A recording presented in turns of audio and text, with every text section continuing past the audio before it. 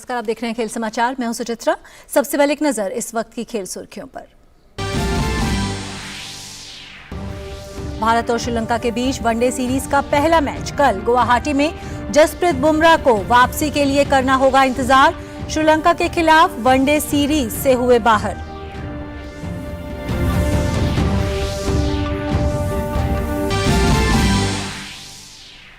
भारतीय स्क्वॉश खिलाड़ी अनाहत सिंह ने प्रतिष्ठित ब्रिटिश जूनियर ओपन टूर्नामेंट में लड़कियों का अंडर 15 खिताब जीता। फाइनल में मिस्र की सोहेला हज़ेम को दी शिकस्त।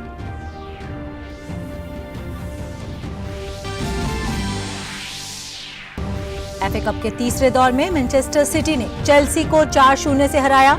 एतिहाद स्टेडियम में खेले गए इस मैच में रियाद माहरेज ने किए 2 शानदार गोल।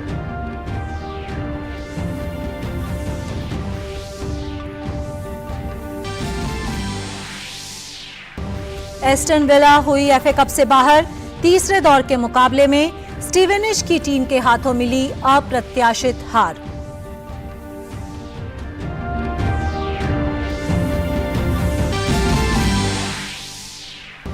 और पिछले साल ऑस्ट्रेलिया से वापस भेजे जाने के बाद से पहली बार नोवाक जोकोविच ने ऑस्ट्रेलिया में जीता अपना पहला खिताब।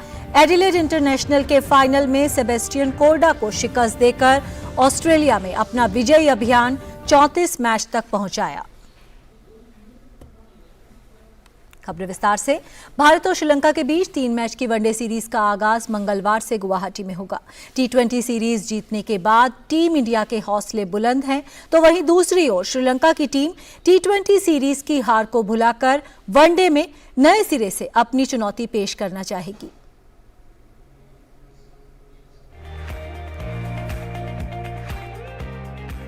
श्रीलंका के खिलाफ T20 सीरीज पर धमाकेदार अंदाज में कब्जा जमाने के बाद अब मैन इन ब्लू इस साल की अपनी पहली वनडे सीरीज के लिए कमर कस चुके हैं। सामने एक बार फिर श्रीलंका है और इरादा यहां भी अपनी बादशाहत को साबित करना है। चूंकि इस साल वनडे विश्व कप भी है, लिहाजा खिलाड़ियों की फिटनेस और उनके प्रदर्शन दोनों पर ही इस सीरीज में चयनकर्ताओं की नजर बेहद करीब से होगी। मुकाबला गुवाहाटी में खेला जाएगा, जहां की पिच बल्लेबाजों के लिए रनों का अंबार सामने रखती है। वैसे इस सीरीज से रोहित, राहुल और विराट की तिकड़ी वापस दिखेगी। श्रीलंका की बात करें तो टीम 1997 के बाद से भारत के खिलाफ कोई वनडे सीरीज नहीं जीत सकी है और T20 में जिस तरह का इस टीम का प्रदर्शन रहा है, उससे इतना तो साफ है कि इस टीम के लिए इस बार भी वनडे सीरीज जीतने की चुनौती काफी बड़ी है। दासुन शनाका की इस टीम की सबसे बड़ी कमजोरी कंसिस्टेंसी की है, जिसके चलते टीम कई अहम मौकों पर पीछे रह जाती है। वैसे रिकॉर्ड के आईने में देखें तो भारत का पलड़ा काफी भारी दिखता है। दोनों टीमों के बीच भारतीय सरजमी पर 51 मुकाबले खेले गए हैं। इसमें से 36 में भारतीय टीम को जीत मिली है, जबकि 12 मुकाबले श्रीलंका ने जीते हैं और 3 मैचों का कोई नतीजा नहीं निकला है। लेकिन अगर दोनों टीमों के बीच कुल मुकाबलों की बात कर ली जाए तो अब तक 162 बार वनडे में दोनों टीमें एक दूसरे के आमने सामने हुई हैं, जहां टीम इंडिया ने 93 मैचों में जीत हासिल की है, वहीं श्रीलंका 57 मुकाबले जीतने में कामयाब रही है। एक मैच टाई रहा है और 11 मैचों का कोई नतीजा नहीं निकल सका। दोनों टीमों के बीच आखिरी वनडे सीरीज 2021 में खेली गई थी, जिसे टीम इंडिया ने 2-1 से जीता था। तो कुल मिलाकर ये एक ऐसी सीरीज रहने वाली है जहां दोनों के ही जहन में कहीं न कहीं विश्व कप की तैयारी रहेगी और तैयारी का यही रूप इस सीरीज को रोमांच से भर देगा। Sports desk, DD news. Bharat की स्क्वॉश खिलाड़ी अनाहत सिंह ने बर्मिंघम में प्रतिष्ठित ब्रिटिश जूनियर ओपन टूर्नामेंट में लड़कियों का अंडर 15 वर्ग का खिताब जीत लिया है। 14 वर्षीय अनाहत ने फाइनल में मिस्र की सोहेला हज़ेम को 3-1 से हराया। पहले सेट में कड़ी टक्कर मिलने के बाद भी अनाहत ने बढ़त बनाते हुए पहला सेट 11-8 से अपने नाम किया। हालांकि मिस्र की खिलाड़ी दूसरा सेट 11-8 से जीतने में कामयाब रही। तीसरे सेट में अनाहत ने 6-1 से पिछड़ने के बाद वापसी करते हुए इस सेट को 11-7 से अपने नाम किया। अगला सेट अनाहत ने 11-5 से जीता और मैच जीतने में कामयाब रही। ब्रिटेन में हर साल जनवरी में ब्रिटिश जूनियर ओपन आयोजित होता है, जिसमें दुनिया भर के बेहतरीन स्क्वॉश खिलाड़ी खिताब के लिए स्पर्धा करते हैं। इस साल ये प्रतियोगिता कोविड के चलते 2 साल के अंतराल के बाद आयोजित की गई। इससे पहले अनाहत ने 2019 में अंडर 11 खिताब जीता था, वहीं 2020 में वे अंडर 13 वर्ग में उपविजेता रही थी। और इस वक्त हमारे साथ सीधा जुड़ रही हैं अनाहत सिंह, जिन्होंने भारत का नाम रोशन किया है और ये खिताब जीता है। Anahat, congratulations and welcome to Doordarshan news. It's a very prestigious title. Will you call it a dream come true? Was it a dream to win this prestigious title? Yeah, all players from all over the world. This is something we train for at the end of the year, and it's a great way to start off 2023. And like you said, it didn't happen for the past 2 years, so it's obviously something I've been training for the whole COVID time, and I'm really happy to have won it. And we just saw the match report of the final match. It was a closely contested match. Your opponent, the player from the Egypt, she gave you a tough fight. So how will you sum up the final match? How difficult was it to win the final match and this title? She was of course a very good player, and I had to push and play my best. But I knew that it was something I had been training for, and I really worked towards it, and I put my mind in. I won the match. And what are your next targets? One dream is over, one title is won. What is next for you? There is an Asian Team Championship that's going to happen in India and Chennai, and right now that's in February. So right now I'm going to work towards that, and just other tournaments which are going to happen in India. So COVID affected a lot of players. Squash was also affected. It's a game where you have to play with contact. It's a contact sport kind of thing. So how do you feel that after the pandemic now you are getting some games, some tournaments, the physical play is possible? How will you sum up your overall experience of playing in the British Open? British Open happened after 2 years after COVID, so it's of course not the same. Like some of the rules in the match have also changed, that you're not allowed to write your hand on the wall. And so I feel like it's changed quite a bit over the pandemic, but it's coming back to normal, and like all the players from all over the world are coming to play. They're all working really hard and training as much as they can. Okay, and what were your expectations from yourself when you were leaving for this particular tournament? And are you happy with your performance, the way you played, the way you handled the pressure situations in the match? I was going in, like everyone, whenever they go for a tournament, they're always going in to do their best. But I wanted to win. Of course, everyone wants to win, but I expected myself to at least get a medal, and I'm really happy to have got the gold. Okay, Naha, thank you so much for talking to us, and we wish you all the best for your future tournaments. May you continue this winning race. तो अनाहत सिंह जो हमारे साथ जुड़ रही थी, British junior open में उन्होंने under 15 वर्ग में यानी कि 15 साल से कम उम्र की लड़कियों का खिताब अपने नाम किया है। सिर्फ 14 साल की हैं अनाहत सिंह और भारत का नाम अंतर्राष्ट्रीय स्तर पर स्क्वॉश प्रतियोगिताओं में लगातार रोशन करती रहती हैं। आगे बढ़ते हैं और अब बात करते हैं हॉकी की। पुरुष हॉकी विश्व कप 2023 की शुरुआत 13 जनवरी से ओडिशा में होने जा रही है। टूर्नामेंट के मुकाबले भुवनेश्वर और राउरकेला में खेले जाएंगे। इसे लेकर ओडिशा ने तैयारियां पूरी कर ली हैं। वहीं टूर्नामेंट से पहले भुवनेश्वर दुनिया भर से आने वाले हॉकी प्रशंसकों के स्वागत के लिए तैयार है। पुरुषों के हॉकी विश्व कप 2023 टूर्नामेंट के शुरू होने में अब बस कुछ ही दिन बचे हैं। इसके मद्देनजर सभी तैयारियां भी लगभग पूरी कर ली गई हैं। विश्व कप के मुकाबले ओडिशा के भुवनेश्वर और राउरकेला में खेले जाएंगे। वहीं टूर्नामेंट से पहले भुवनेश्वर दुनिया भर से आने वाले हॉकी प्रशंसकों के स्वागत के लिए तैयार है। भुवनेश्वर को हॉकी के रंग में इस प्रकार रंगा गया है कि जो भी यहाँ मैच देखने आएगा वो हॉकी के रंग में रंग जाएगा। सिर्फ स्टेडियम ही नहीं बल्कि शहर के कोने कोने को हॉकी की थीम पर सजाया गया है। सड़कें हो, रेलवे स्टेशन हो, चौक चौराहे हो या और कोई सार्वजनिक स्थान, हर जगह को हॉकी से जुड़ी तस्वीरों से सजाया गया है। विश्व कप की तैयारियों पर ओडिशा सरकार के खेल सचिव विनील कृष्णा का कहना है कि हॉकी विश्व कप को लेकर सभी तैयारियां पूरी कर ली गई हैं। So the preparations, of course, are almost over. Only the finishing touches are going on, last minute things. So the preparations have been going on for last so many months. So all of it is coming to an end now. And we are all set for the World Cup to be hosted in both the venues, Bhubaneswar and Rourkela. Hockey विश्व cup के दौरान ही कोणार्क में 2 दिवसीय hockey conclave का आयोजन भी किया जाएगा, जिसमें देश भर से हॉकी के जानकार हिस्सा लेंगे। So we are conducting a National Hockey Conclave at our Eco Retreat in Konark for 2 days. So this will be like a brainstorming session for all the main hockey experts and hockey ex-players and the association members to how we should take forward the momentum that is there in hockey currently and how the development of hockey should take place across the country. वहीं hockey India के अध्यक्ष दिलीप तिर्की का कहना है कि इस बार विश्व cup Odisha के 2 शहरों भुवनेश्वर और राउरकेला में खेला जाएगा।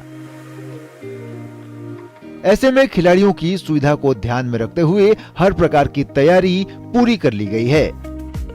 राउरकेला एक नया वेन्यू है जहां की पहली बार 20,000 कैपेसिटी, सीटेड कैपेसिटी वर्ल्ड के लार्जेस्ट स्टेडियम में मैच खेला जाएगा। 225 रूम्स एकोमोडेशन के साथ साथ और फैसिलिटी वहाँ पर मौजूद है। एयरपोर्ट काफ़ी करीब लोकेशन पे है। भुवनेश्वर में जो टीम मैच खेलेंगे वो जाकर राउरकेला भी मैच खेलेंगे और इसके लिए शटल के लिए आने जाने के लिए चार्टर्ड फ्लाइट अरेंज किया गया है और खिलाड़ियों ताकि खिलाड़ियों को कोई परेशानी न हो। प्रिपरेशन बहुत ही अच्छा हुआ है। वाकई विश्व कप से पहले भुवनेश्वर हॉकी में हो चुका है। टूर्नामेंट का 15वां संस्करण 13 जनवरी से 29 जनवरी तक खेला जाएगा। इस दौरान 16 टीमों के बीच 44 मुकाबले खेले जाएंगे। टूर्नामेंट के ग्रुप स्टेज के मुकाबले 19 जनवरी तक होंगे, जबकि क्वार्टर फाइनल मैच 24 और 25 जनवरी को खेले जाएंगे। वहीं सेमीफाइनल मुकाबला 27 जनवरी को और फाइनल मैच 29 जनवरी को खेला जाएगा। भारतीय टीम अपना पहला मैच 13 जनवरी को स्पेन के खिलाफ खेलेगी। Sports desk, DD news. यहाँ पर लेते हैं छोटा सा ब्रेक, देखते रहिए खेल समाचार।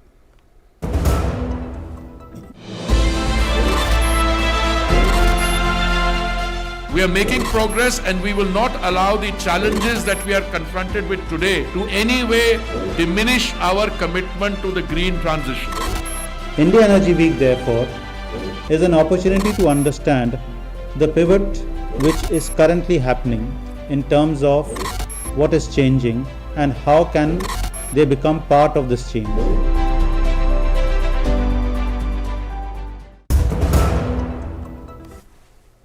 ब्रेक के बाद स्वागत है। केंद्रीय सूचना और प्रसारण मंत्री तथा खेल और युवा मामलों के मंत्री अनुराग सिंह ठाकुर आज राजस्थान के दौरे पर हैं। वहां पर उन्होंने चित्तौड़गढ़ के इंदिरा गांधी स्टेडियम में इंडोर स्टेडियम की आधारशिला रखी। अनुराग सिंह ठाकुर ने अपने उद्बोधन में कहा कि देश में वर्ष 2014 तक खेलों का बजट 800 करोड़ रुपए होता था, जो अब मोदी सरकार ने बढ़ाकर 3000 करोड़ रुपए कर दिया है। उन्होंने कहा कि खेलो इंडिया अभियान के माध्यम से देश में खेल परिदृश्य पूरी तरह बदल गया है। उन्होंने कहा कि केंद्र सरकार ने 4 करोड़ रुपए दिए हैं, वहीं कुछ स्थानीय मदद जुटाकर इस स्टेडियम को बेहतर बनाने का प्रयास किया जा रहा है। केंद्र सरकार की ओर से 4.5 करोड़ रुपया मंजूर इंडोर स्टेडियम के लिए हुआ है। वहीं पर हमने स्थानीय तौर पर भी कुछ पैसा हम और इकट्ठा करके इसको और बड़ा करेंगे, ताकि एक शानदार सुविधा जो आपके इस पूरे कॉम्प्लेक्स में 4 चांद लगाए हमारे खिलाड़ियों के लिए बनकर तैयार हो। सर्बिया के टेनिस खिलाड़ी नोवाक जोकोविच ने शानदार प्रदर्शन करते हुए अमेरिका के गैर वरीय खिलाड़ी सेबेस्टियन कोर्डा को हराकर एडिलेड इंटरनेशनल खिताब अपने नाम कर लिया। इस जीत की बड़ी बात यह रही कि जोकोविच ने चोट के बावजूद इस खिताब को अपना बनाने में कामयाबी हासिल की। वहीं अमेरिका ने भी इतिहास रचा और इटली को 4-0 से हराकर पहली बार यूनाइटेड कप का खिताब अपने नाम किया। 16 जनवरी से साल का पहला ग्रैंड स्लैम ऑस्ट्रेलियन ओपन सामने होगा, लेकिन उससे पहले पूर्व विश्व नंबर 1 सर्बिया के नोवाक जोकोविच ने एक बार फिर से धमाल मचाया है। जोकोविच ने ऑस्ट्रेलियन ओपन की तैयारियों को पुख्ता अंजाम देते हुए एडिलेड इंटरनेशनल का खिताब अपने नाम कर लिया। जोकोविच ने रविवार को ये कामयाबी अमेरिका के गैर वरीयता प्राप्त खिलाड़ी सेबेस्टियन कोर्डा के खिलाफ हासिल की। उन्होंने कोर्डा को संघर्षपूर्ण मुकाबले में 6-7, 7-6, 6-4 से हराया। इस जीत की बड़ी खूबी ये रही कि जोकोविच ने ये खिताब चोट के बावजूद अपने नाम किया। टॉप सीड जोकोविच को दानिल मेदवेदेव के खिलाफ सेमीफाइनल मुकाबले के दौरान चोट लगी थी। इसके बावजूद उन्होंने 3 घंटे से अधिक समय तक चले इस मैराथन फाइनल मुकाबले में जीत दर्ज की। ये जोकोविच के करियर का 92वें एकल खिताब है। 35 साल के सर्बियाई खिलाड़ी अब ओपन एरा में सबसे अधिक पुरुष एकल खिताबों की सूची में राफेल नडाल के साथ चौथे स्थान पर हैं। वैसे एडिलेड में जोकोविच का ये दूसरा खिताब है। इससे पहले 2007 में 19 साल की उम्र में उन्होंने ये खिताब अपने नाम किया था। वहीं जेसिका पेगुला, फ्रांसिस टियाफो और टेलर फ्रिट्ज ने रविवार को फाइनल में इटली को 4-0 से हराकर यूएसए को पहला यूनाइटेड कप का खिताब भी दिलाया। संयुक्त राज्य अमेरिका ने पूरे यूनाइटेड कप में प्रभावशाली प्रदर्शन किया। केवल 2 व्यक्तिगत मैचों को छोड़कर सभी में बेहतरीन प्रदर्शन करके खुद को अव्वल साबित किया। Sports desk, DD news. 2 बार के ऑस्ट्रेलियन ओपन चैंपियन जापान की नाओमी ओसाका ने साल के पहले ग्रैंड स्लैम ऑस्ट्रेलियन ओपन से हटने का फैसला किया है।